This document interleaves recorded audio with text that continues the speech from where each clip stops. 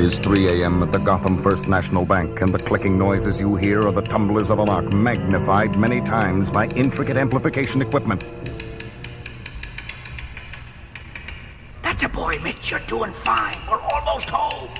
The lock belongs to First National's maximum security walk-in vault, but to 3 highly specialized bank robbers, no security seems to be maximum enough.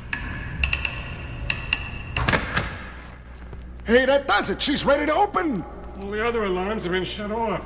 Help me pull the door. All that money. A Federal Reserve deposit of millions waiting for us just on the other side of that door. Jeez, Mitch, this thing is 2 feet thick. Okay, I'm helping. Almost. Just a little more.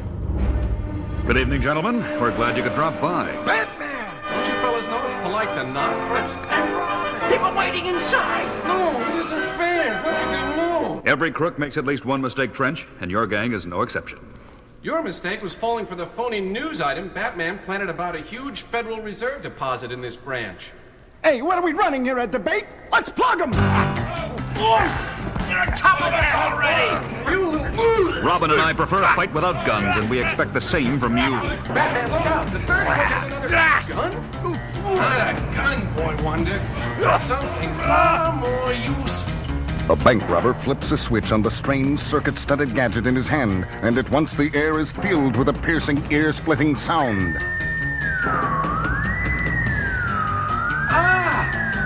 Ears! Oh, me too, Robin. I can't even think straight. That's the whole idea behind our sonic disruptor, Batman. A few more seconds of this and you and a punk will be on the floor in agony. Yeah, while we stand back and enjoy the show, thanks to the special high-frequency earplugs the 3 of us are wearing. Oh, I'm covering my ears as tight as I can. It doesn't help. Hold on as long as you can, Robin. Fight it. Yet not even the dynamic duo can withstand the terrible onslaught of sound for long. And as they drop to their knees... Seeing this was worth getting beat up for! From every direction, the nightmarish screeching sound seems to surround them, until the bank robbers look up to see a frightening form circling above their heads. A creature the size of a man, with the unmistakable ears and leathery wings of a bat. What is it? It's the most horrible thing I've ever seen. Sonic disruptor doesn't even phase it. I'm getting out of here. Me too! Wait for me! In the frenzied confusion, the sonic disruptor falls, and its ear-splitting drone ceases at once, as the cowled crusader and the boy wonder look up to see... Batman! That thing! It's going after the bank robbers! I know, Robin. Hey! Hey, put me down! Ah, it's got me in its claws! Look out! He's dropping you on top of him! Do you believe this? It slammed 2 of them together. Now it's pulling the third crook into the air. Help! Help! And knocking him senseless into the side of the wall. What a show! The creature's flying away, Batman. Let's go after it. No, Robin. The least we can do in gratitude for its help is to leave Man-Bat in peace. Man-Bat? You know this guy? Monster, whatever he is? Yes, and I know he must be in great pain right now. That's why he flew off. I don't understand. Like a true bat, Man-Bat's hearing is ultra-sensitive to even the minutest sounds. If you think that sonic disruptor was rough on us, I'd hate to imagine how it must have felt to him. He must be a very brave man. He is a man, isn't he? Robin, I think it's time you heard the full story of my friend Kirk Langstrom. Kirk Langstrom, the eminent nocturnal mammal expert, had long been a fan of mine and a supporter for everything the name Batman stood for. Well, it was several years ago that hundreds of hours of hard work finally brought him on the verge of an incredible discovery in the confines of his lab under the Gotham Museum. That does it, my leathery winged friend. I've taken the final dose of my serum.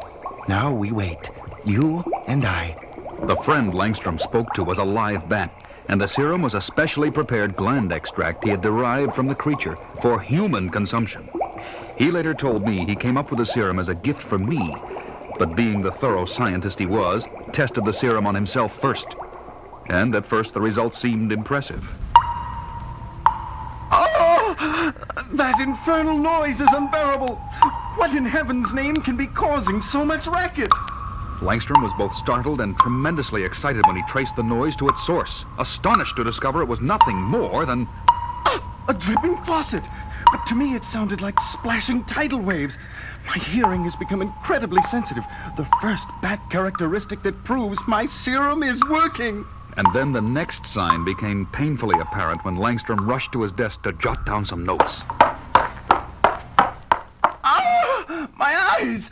I can't stand the light of that desk lamp. I've got to put on my sunglasses. They're in my jacket. Once he found the dark lenses, he put them on and switched off the light, only to get a third surprise. I'm navigating in utter darkness without bumping into a thing. My vocal cords are emitting ultrasonic signals, and my super-sensitive hearing picks them up when they bounce back. I've done the impossible. I now possess the natural radar of a bat. Yes, Langstrom had achieved the impossible, all right, far more so than even his wildest imaginings, because when he happened to look down at his hands... Oh, my God. My hands, they're growing hairy, with claws, like a bat. I don't understand. Can this be a side effect of the gland extract? I'll put on some gloves. It's only temporary. It has to be. But while preparing to go out, he encountered still another ominous sign. My hat! What pushed it off my head? By now, Langstrom already knew the worst, but he had to run to a mirror to see the horrible, ghastly truth for himself. I have giant ears, red eyes, fur instead of skin. This can't be happening. But it is. I've become a man-bat. Once the initial shock of his nightmarish fate had worn off, Langstrom remained at his museum lab late into the night, trying to discover where his serum had gone wrong. Until his work was interrupted by a ruckus in the jewelry exhibit upstairs in the museum. It was the Blackout Gang at work, a group that wore special equipment to enable them to operate in the dark. But that night they were encountering opposition, namely me. It's Batman! We've got the advantage! We can see him, but he can't see us! Jump him! I was badly outnumbered, but with that many rats in my back, anywhere I punched, my fist connected. I was holding my own well enough when all of a sudden... I see it too, but I wish I didn't. This freak is even worse than Batman.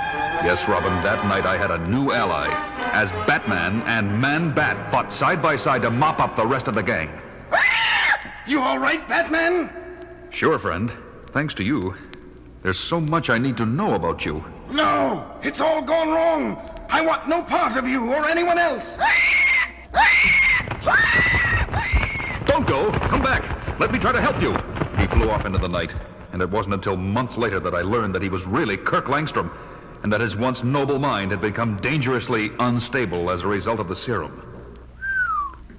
That's some story, Batman. Did it ever have a happy ending? Finally, after several months, I was able to catch up with him and administer the chemical antidote that turned Langstrom back to his human form. Everyone had high hopes for his recovery, especially when Langstrom decided to marry his fiancée, Francine, soon after that. And then what happened? They married, but by that time, Langstrom had relapsed into Man-Bat again. And he persuaded poor Francine to take the gland extract so that she, too, became a bat. It was his way of getting her to prove her love for him. Man, those two have been through a lot.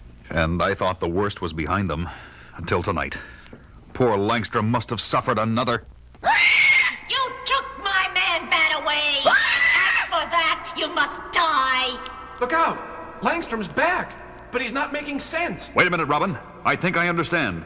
This isn't Langstrom! Good grief! The thing has swooped up Batman! The fearsome creature of the night and the caped crime fighter locked themselves in furious and frenzied combat over Robin's head. I've got to do something. I know. My utility belt. Quickly, the Teen Wonder extracts a certain capsule and hurls it upward into the fray, where it breaks open in the face of Batman's monstrous opponent. Good thinking, Robin. That sneezing powder ought to give me the advantage I need. But just as Batman wrenches himself loose from the suffering creature, still another inhuman sound tears through the air. And as Batman agilely lands on the floor... Oh my gosh! Now there are two of them! The Man-Bats are fighting! No, they're not. The second one is trying to calm down the first, and he needs help. The masked manhunter extracts a bat rope and a batarang from his utility belt, and with skills and reflexes honed to absolute perfection, he flings the batarang upward. Right on, Batman! Your bat line is wrapping itself around both of them, binding them together. Now they can't use their wings. And without their wings, Man-bats don't fly. But when the dynamic duo runs up to the grounded inhuman pair, look, Batman! The bigger one's got something in his hand. They're 2 hypodermic needles. Now I know what to do. and Batman does it, wasting no time and injecting each creature with one of the hypodermics. They're changing, losing their wings, becoming human again, becoming a man and a woman. Oh, Kirk, I'm so sorry. I lost control of myself. To think I would try and kill Batman. It's okay, honey. It was the serum warping your mind. You didn't know. What happened, Kirk? It's all a misunderstanding, Batman. I was long overdue from an expedition in South America, and poor Francine was worrying about me here at home. Yesterday I was rummaging through Kirk's lab, very depressed, and I was so despondent I mistook the bat extract serum for my own drink. The next thing I knew, I was a bat. Once the serum affected her mind, Francine became wildly insane.